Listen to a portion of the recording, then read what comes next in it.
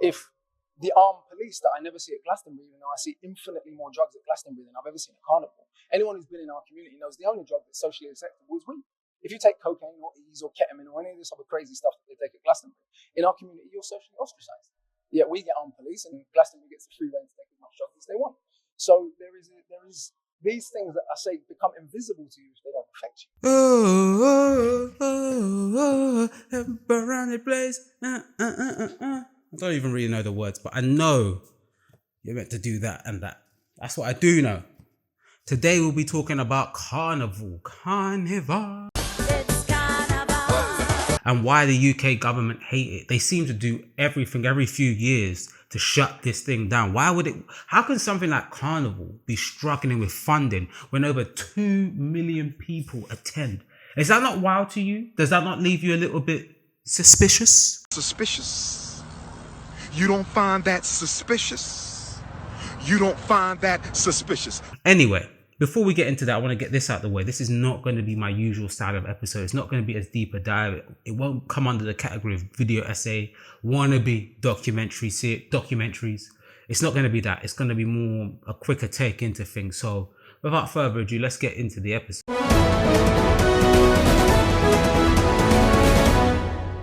Before we get into the episode, you know the admin if you've watched it before, but please guys, like, comment, share and subscribe. It needs your support. With your support, it can achieve anything. Without it, it will do nothing and it will fade into YouTube's abyss. So please put into the comments what you like, what you want to see covered, what you want to see improved. Put it into the comments. It won't be shunned. I see everything. So please engage with the channel, subscribe with the channel, hit the notification bell of the channel, and let's enjoy some great content together. They look at the negatives, like the problems that occur, the arguments, the violence, that kind of thing. But I think that's such a small percentage of what actually happens that sometimes it's weird that it gets more coverage than the actual positive. I think the important place to start with Carnival is its roots. Its roots are established in the 1950s, specifically 1959 by Claudia Jones. She started Carnival as a response to the race riots that were going on at the time, oppression by the police, oppression by institutions. It started in Notting Hill. The race riots is important. A lot of people may not realize this, but Notting Hill was an area once upon a time that was very much a predominantly black place. That was a terrible sentence, but whatever. Predominantly black, akin to what you see Brixton was in the 2000s, Peckham as well. The fact that it's been gentrified kind of symbolically, in my opinion, represents that when there's something black, cool, vibrant, white people, they take over. It's actually human nature to see someone enjoying something and to want it. And it has an extra dynamic when you look at that. That is a system, a race that is oppressive to this group of people. And typically when you look at black people, deprived communities, not deprived, but socio-economically deprived and have been kept down by the system, enjoying things, creating things, it's normally as a response to institutional failures, institutional knockdown, institutional oppression. So to see them take over it, to me, it's just kind of sickening, number one. But number two, the fact that it's such an affluent white area. I mean, it's not just a standard middle class area. That area is, most of the houses there go in the millions. Just to show how far they move the goalposts in Notting Hill. And it wasn't always like that. It was not always like that at all. Carnival itself, what you recognize it to be today, it was indoors in 1959 by Claudia Jones, but by 1966 it became outdoor with the steel pans, with the people dressed up, and that would probably be its first rendition where you recognize it more of what it is today to what it was back then. Bottles and brick. It was always for black people. Most of her politics was because of our treatment, and she decided enough's enough. Let us have a party that we can involve everybody so they would see what we are and what we can give. So that was her whole idea of having the carnival, to bring people together. Of course, Carnival struggles for funding, the articles here, isn't just solely down to its oppressive roots. its anti-oppressive roots, its anti-colonial roots. It's not just down to that. Carnival itself has been gentrified. Let's keep it a band. Let's just keep it real. It's also to do with Carnival, blackness, and its association with crime. If you look at the article specifically, they speak about the funding is directly related to police and police control and police's governance over that area.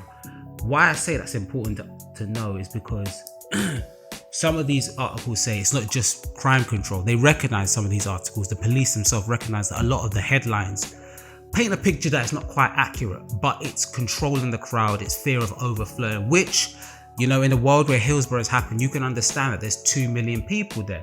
But I also think that you have to see it like this, right? You cannot pretend as if the over-policing, the heavily militarized police has got nothing to do with how black people are viewed. Without wanting to help it, the idea that, so your position is that it's been badly managed. And It hasn't been badly managed. It's been managed in the way that the people who are in the positions of power to manage it wanted to manage it. Having 1 million plus people, especially in the 80s, and the legacy of Tox, Steph, and Brixton, and Tottenham. Let's be clear about the legacies of the African Caribbean community in this society. With the legacies of those volatile uprisings in black and Asian neighborhoods in the 80s, having 1 million people from this particular demographic gathering every year, and others, with expressly anti-racist rhetoric, expressly celebrating this culture that was defined as other, was problematic. And so it was managed in a way that would reduce that, and it's become what it's become. Glastonbury doesn't struggle with this. Major events, festival events that are more white-centric don't struggle with this. They're trying to put it down to the numbers. But surely for something that gathers this many numbers, you'd go out of your way to ensure that it goes through. And it's because blackness, especially black masculinity, has a direct correlation to crime, to criminality. There was this video essay by this guy called The Storyteller. I'll put a clip here where he discusses badness. Bad man is essentially the black archetypical outlaw. The bad man is the archetypical outlaw, the man who lives by his own code, commands the respect of his peers, and flouts convention. The bad man makes his own rules, and like Billy Zane in the Titanic, creates his own luck. It is the pure blunt machismo, equating law-breaking with strength. Originating from Jamaica in the 1970s, Badman has unfolded the Black British culture through the West Indian diaspora, most visibly through music and associated subcultures, namely ragga, dancehall, and most recently, grime. It's something you can call someone else, but not something to ever assign to yourself. Think you're a bad man, yeah? Go on then, shoot me. Listen. No one says, I'm a bad man, at least not like that. You go, are you bad? Or bad man like you, yeah? In that sense, bad man functions in a similar way to the N-word, not in the cultural significance I need to stress, but in how it's only used to celebrate your proximity to criminality. Or man is no longer strictly an accusation of criminality, it's an accolade of the highest order. The fact that bad man is now an accolade speaks to how black masculinity is still tied, in part, to being bad. The problem with the black outlaw archetype is that it reinforces the notion that black masculinity is inherently criminal. The bad man concept supports a narrative that racist ideology has constructed since the black migration spiked in the UK, that black men are a dangerous threat to mainstream society. I recommend everyone to watch his video. That video is phenomenal and it helped kind of give me the brainstorm for this. But look, badness has so many different connotations to it. Black women as well, attitude, aggression, and the headlines as well. When you mesh those two together, people look at Carnival as potentially something unsafe. Black people themselves look at Carnival as something that's potentially unsafe. It's funny that we're often viewed as the aggressors, but we're the one who fear aggression the most. The irony in that should not go over anyone's head. And the fact that it didn't have enough funding. Well, there's two reasons why the police couldn't have, there was a lack of police. Number one, it's over police, and that's because it's black people. Simple as that. Anyone arguing that is just obscuring the facts of what's really going on. Secondly, it's to do with austerity. It's to do with government cutbacks to the police. So I ask people to bear this in mind and just think of the absolute mind games. Big up Young Spray. The absolute mind games that we are paying for our own negative depictions and government cutbacks that most black people probably didn't even pay for by the police. And then you can start to understand why we need to talk about these issues more, because what goes on in the UK, there's a very silent, quiet, oppressive racial structure that no one wants to talk about. And the reason I think no one wants to talk about it is because they're scared, it's hard to discuss, it's hard to articulate, but we can focus on the menial, the silliness, and the stupid sometimes. I saw this from Half Cast podcast, HC podcast by a poet, where they discussed what was going on with Carnival and its struggle for funding and needing crowdfunding. Carnival, do you see what's happening with Carnival at the moment? They might be. What's going on today? I heard they need funding or something like that. Can you put that on the screen? Who needs funding? Find it. Cardi. Yeah, there's some apparently. Get it up. They're saying basically, they're saying that the Notting Hill Carnival is under some serious threat at the moment because of funding. We're gonna find it. They're begging for the public to help or something like that. So why do they do this 2 months before it's happening? But how are you gonna get public funding when you just want to hear soca? Right. What's that? That's another argument. That's not true, man. What do you mean that's not true? It isn't true. The buses have just got soca. If you had it more diverse, you might be able to get external funding from. That is true. So then how is it? Listen, big up poet, man. I doubt he'll see this, but if he does, I've got nothing but respect for him.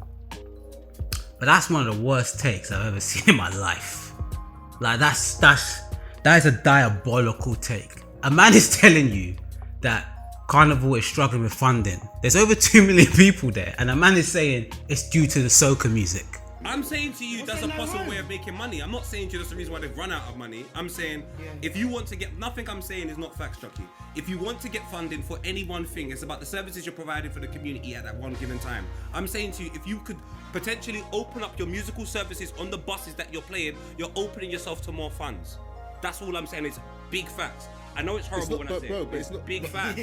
But bro, it's not gonna be, if you include rap music and dancehall, that's not changing it, bro.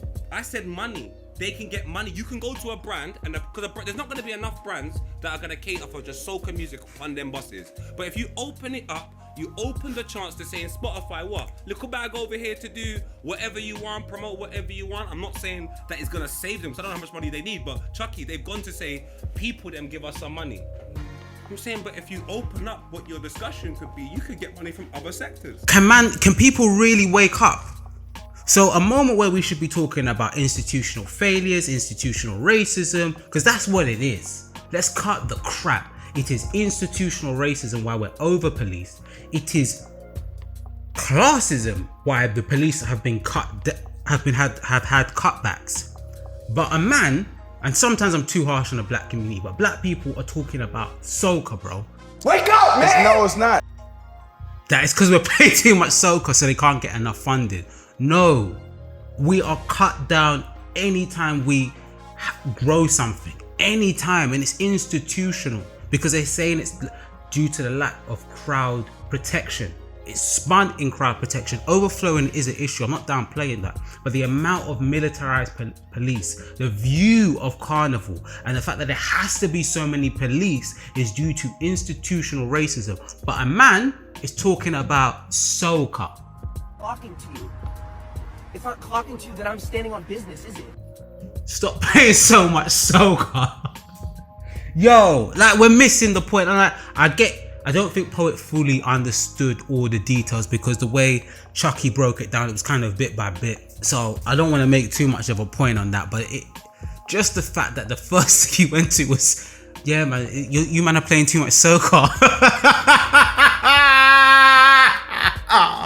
I can't even. Yo, that's my people perish my people perish because of ignorance. That's the saying. You have to look at it from this point. Glastonbury has a lot of drugs that pass through there, a lot of Class A drugs. But no one looks at white people as a group of people who take too many drugs. It's not something widely depicted anyway. They also don't look at Glastonbury as a drug-fueled environment. It's not viewed as that, and that's due to depictions, institutional racism. I could beat the word to death if I really wanted to. I'm not gonna. And then when you compare the statistics of crime, yes, Carnival has more crime. Yes, it does. However, when you go per 100, you realize it's actually the same. And also when you compare the fact that Carnival has 2 million people compared to Glastonbury's 200,000 people, you can see where we're being manipulated here. You can almost question, how did Carnival get this bad rep? And I understand some of those arrests that you see and some of the reputations that you see is acts of widespread violence. However, they're the things that capture the headlines. They happen less than you would believe. I get it. The threat of it can sometimes be so palpable that the statistics doesn't help quell that fear. I understand that the fear of crime is higher than the risk of it actually. I get it. But when you look at the statistics, it doesn't match up. Per 100, they're the same. Actually, if I'm to be very specific, per 100, Glastonbury has more crime. Some people say it's mostly drunk and disorderly. I promise you a lot of Carnival's problems are drunken, disorderly. Even the Guardian article, fairly unbiased, highlighted the police are more worried about crowd overflow. I just believe the over-militarized police, the amount of police that's already there, is due to black people being viewed as criminal. You saw it in the clip about badness and what badness means and how we're depicted and how we've now, a lot of black people have taken up, especially black men, an alter ego, myself included, that has to be a little bit more aggressive. Because guess what? We're not sitting on the top of the pile. Shout out to all the black women that understand that. But a lot of black men struggle to have that conversation because this hood persona, this bad boy persona, it is nothing but that. It's a mask to master. It's a mask that we create for a world that's quite unsafe. Let's keep it real. But the trouble is we created that for a world that's unsafe and we're viewed as more criminal when we are both the criminals and the victims in this whole circle. But that's a wider point. That is a wider point. So it's not about wanting to share the space, and it's not about success. When I read James Joyce, Toni Morrison gave me a great quote. When she reads James Joyce, she doesn't ask him to stop being Irish so that she can enjoy the novel. Do you understand? She wants him to maintain his authentic Irishness so she can enjoy it. There are some people who would like to enjoy African Caribbean culture just without African Caribbean people. And Notting Hill Carnival is a very real reflection of that. Do I believe what a lot of people say, that this is really about control? The government don't like so many people gathered. I think so.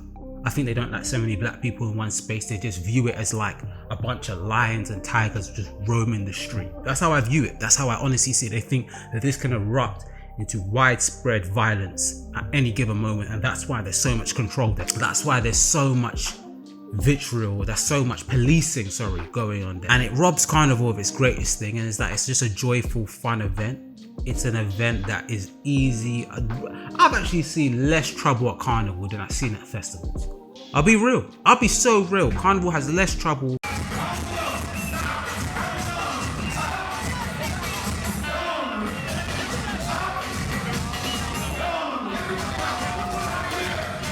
Than I see at festivals. Yes, it can get cracking.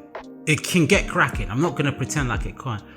Happens less than people would believe. But the risk is there. And there is the potential. Carnival itself has been gentrified. Carnival has lost its, I believe, rich Caribbean roots due to a number of reasons. I think soca has never quite hit the mainstream. And that's kind of the joke poet is saying, that soca is not quite mainstream enough.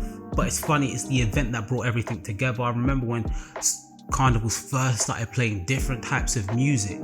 And people were like, the Carnival's lost what it is. And if you speak to older people as well, they will tell you Carnival has lost its essence, its freedom, its almost roots in freedom of expression is gone. And I would argue, although that's very true, it kind of needed that to survive in this modern age, because it had to some way placate to white people for them to view it as safe, even though it was never that unsafe. Yes, there was in, I believe, I want to say maybe the 90s or 80s, there was, I'm not using the right word, but there were a bunch of gangs coming through that would just run through Carnival and like grab and snatch anything that they want. They would do that in the mass crowd. So that doesn't placate into my narrative that it's not as bad as people believe, but that was quelled quite quickly. But it did begin to put people off Carnival, the community, the group. dynamics that Carnival was trying to cultivate is kind of got lost in that moment. Some of the violence that happens doesn't help as well. But again, I would say to people that those issues have been quelled, they've been dealt with. So in some ways, we have to look at some accountability as ourselves as black people.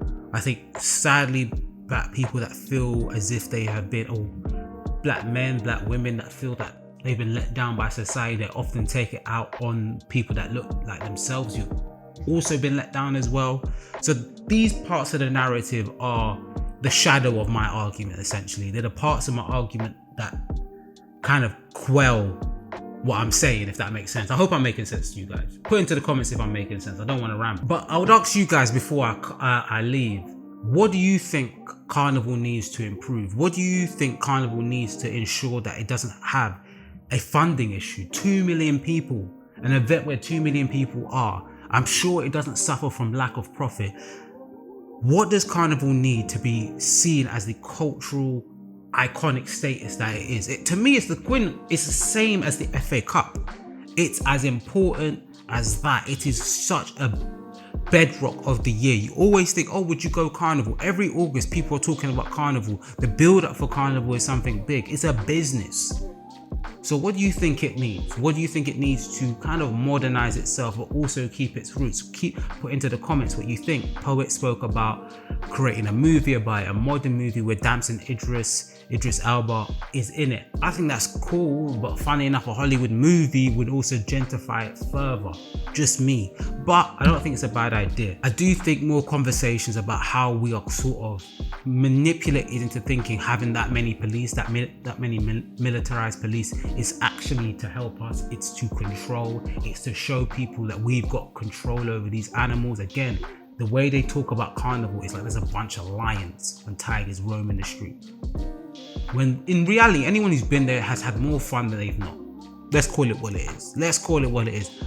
You know, sad about the events that have taken place, but sometimes when I see Carnival being discussed, it's like at any given moment they want to pull the plug at this, and it does feel like they just don't like it. Government, a white majority government, are not comfortable with that many black people outside, and we need to do something and at least speak about why and how we got there. Anyway, without further ado, the episode went 7 minutes longer than I planned it to, but I apologize for that. So without further ado, I give you my leave, and what's this underneath my nose? I'm out.